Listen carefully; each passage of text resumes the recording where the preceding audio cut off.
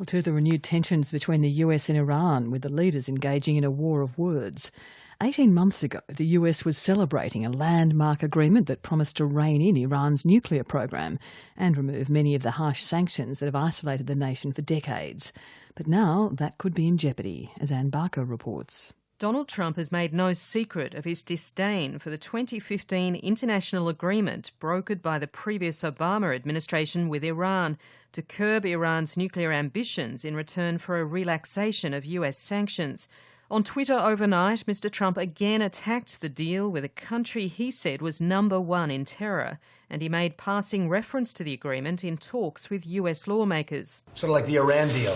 Nobody even understands how a thing like that could have happened. It does nothing. The comments come as the Trump administration tries to enforce its immigration ban on entry to the US from 7 key nations, including Iran. And now tensions between the two countries have ratcheted up further since Iran in recent days tested a ballistic missile in defiance of the nuclear deal, and the Trump administration responded by reinstating sanctions against Iranian companies and individuals.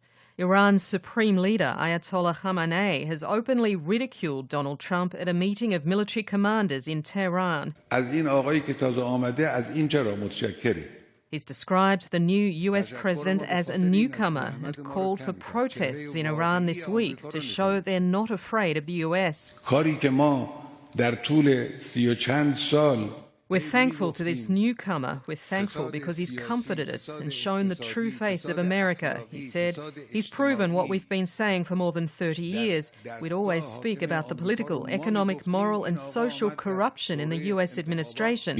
Iran's President Hassan Rouhani was more moderate, defending the nuclear agreement as a possible blueprint for other efforts to bring peace and stability to the Middle East, not least in Syria, despite Donald Trump's opposition. The new US president can't tolerate it, he said. He reads the nuclear deal over and over and can't tolerate it. He says this is the worst deal in history that America has signed. And those harsh words prompted retaliation from the White House Secretary Sean Spicer. I think the Ayatollah is going to realize that there is a new president in office.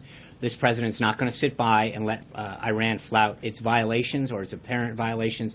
But I think Iran is kidding itself if they don't realize that there is a new president in town. It's a view echoed by Dr. Roger Shanahan, a research fellow at Australia's Lowy Institute. The Washington strategic policymakers are going to have to spend some time looking at the problem to see exactly what the US can do, what their strategic aims with respect to Iran are.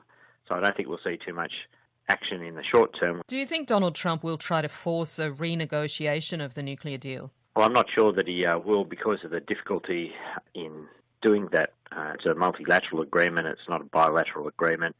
He can try and renegotiate it, but it would take all the negotiating partners to agree to that, and I can't see that happening. There might be some changes around the fringes, but I don't think substantively it's going to be impacted on.